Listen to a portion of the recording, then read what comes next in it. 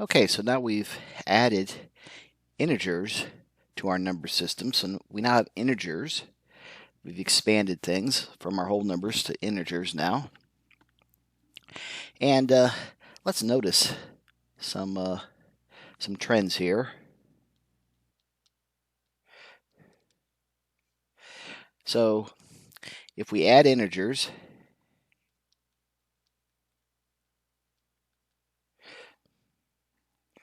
say 2 plus 6, we get another integer, 8.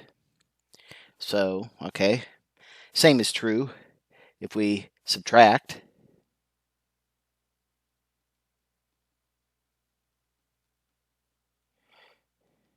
If we subtract integers, 2 minus 6 equals minus 4. It's also an integer. Okay, let's multiply.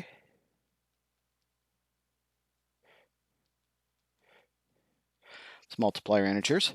Notice 2 times 6 equals 12. So in all these cases, we always end up with an integer. Well, that's good. But if we play around long enough, we're going to see that if we divide, we could do something like 16 divided by 4 equals 4. Well, that's an integer. But wait a second here. What if I did 4 divided by 16? This equals 1/4. Well, that's not an integer. So we can operate on an integer and end up with a fraction, which is not an integer. But that number means something. It exists. It has a position on our number line. 1/4 would be somewhere around right here. It does exist. So it does exist, and it turns out if we take any integer and we divide it by another integer, we end up with something. It could be a fraction, could be a whole number, depends on what the numerator and denominator are. But we end up with a p over q. Well, if we can do this with a number, we can take a number and divide by an integer, then take an integer and divide it by an integer. This we're going to call a rational number. So rational numbers include all integers, 7 over 1 for example, all fractions, 1 over 4, and they even include some numbers which don't end. For example, 2/3 equals 0.6666. It never ends. It goes on for infinity. Well, all these are still rational numbers. And we could have rational negative numbers. For example, -2 is the same thing as saying -2 over 1. And minus 1.5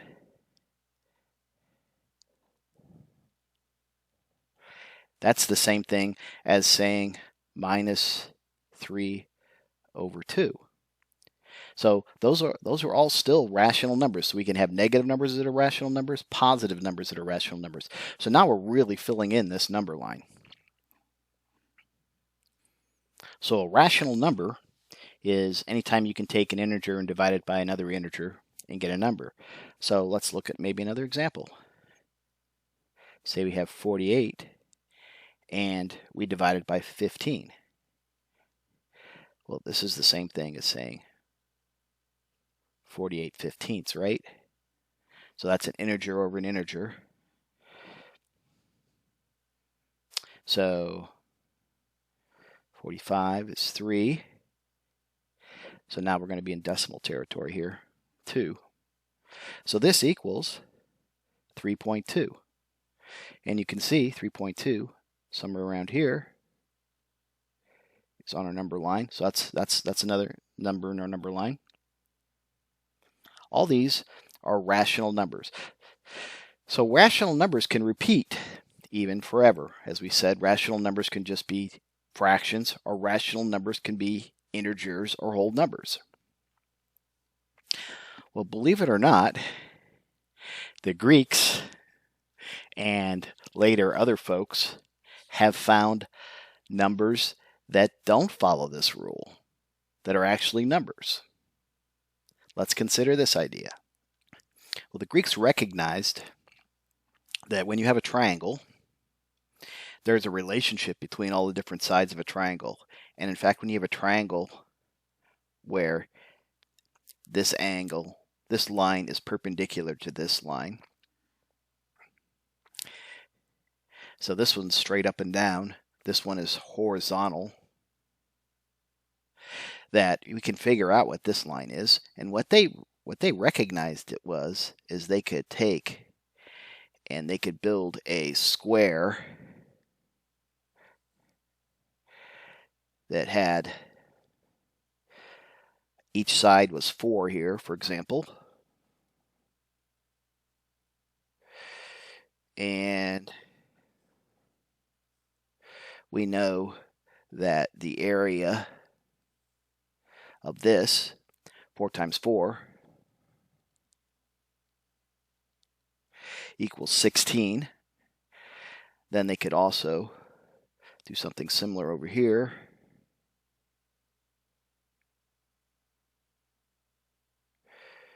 Make a square off of this side, and they saw that each of these sides was 3 in the square, that the area of this was 3 times 3 equals 9. Well, I'm going to have to hand draw this one. They saw that if they built a square over here for this triangle that had a side 3 and a side 4, then this side had to be 5, and 5 times 5 equals 25. The area of that rectangle, they saw that was 25. Well, they noticed then that there was a relationship between these two sides and this side, and that was that 16 plus 9 equals 25. Or that side squared, 4 squared, plus this side squared, 3 squared, equals this side squared, 5 squared. Well, this is called Pythagorean's theorem. So they recognized this, and they said, oh, that's cool. And they taught this in their classes when they get, well, their lectures when they get a bunch of people together and they're teaching mathematics and geometry. And this went all over well until one day somebody noticed something, and they asked this question. So somebody noticed that, hey, what if you have one here and one here for the sides of your triangle? Then your long side, or your hypotenuse here, and these are still, this one's still perpendicular to this one. This one's horizontal, this one's perfectly vertical. This obviously has a length, because we could make a triangle like this. I could cut one out. I could make a triangle. I could measure out 1 inch this way, 1 inch this way, or let's say 1 foot this way, 1 foot this way, make a big triangle out of cardboard. This actually exists. What is the length of this line? Well, according to what they did up above, they said, okay, this should be 1 squared for this side plus 1 squared for the other side equals 1 plus 1 equals 2. Equals 2, so that's the square of this side. So that means that this side, this length, let's call it C, C must equal the square root of 2. The square root of 2, well, what two integers multiplied by each other equals the square root of 2? Well, if you take a second, pause, try to figure out pause right now the video and try to figure out what two integers you multiply together, the exact same integers you multiply together to get square root of 2. See if you can do it. Okay, so if you've come back and you've tried that, you will realize that there is no two integers that can do that. So this individual, this caused an issue in Greek society, actually. Specifically, this caused trouble with the Pythagoreans, the group of Greek mathematicians who were into this Pythagorean theorem and the splendor and beauty of geometry and how everything fit together. So a fella by the name of Hypatius, this is an artist picture of him. Of course, he was bringing this up that, hey, this doesn't fit our mathematics. This doesn't fit anywhere in our number line. What should we do? And so one day they took him out on a boat, and they decided to let him talk about his ideas out on the sea. And when they came back, he wasn't with them anymore. So that's how they dealt with it. But the simple idea is, if you take and you go on your calculator and you do square root of 2, you'll get some number, 1.41421356237. I think I did that right.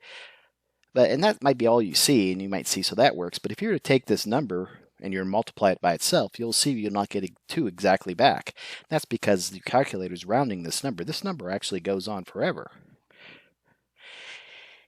And it can't be represented by an integer, a p over q.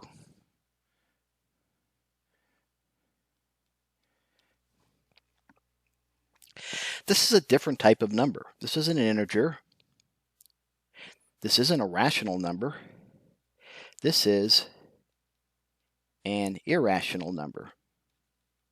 There's other irrational numbers now we know of. 3.14. Let's see. What are some more? 3.14159265. This number goes on forever. We usually represent it by the symbol pi. In the same way, this number goes on forever. We represent it by the symbol root 2, square root of 2.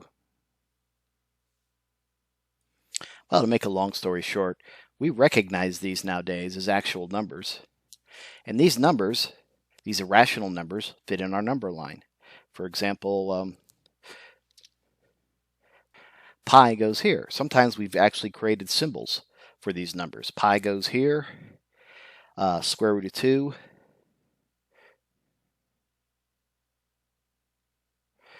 Square root of 2 goes here. So these numbers are now added to our number line. We can also have negative values of these. Negative pi, for example. So on and so forth. Well, now we have a huge set of numbers we can use. And when we look at all these numbers, we have to have a name for this. So we call this, now, when we include the rational and irrational numbers, we call this our set of real numbers. Sometimes we represent it, looks something like that. So that's as big as we're going to push our number line right now, as far as we're going to go in this class. So that's how we come to identify what real numbers are, the combination of rational and irrational numbers.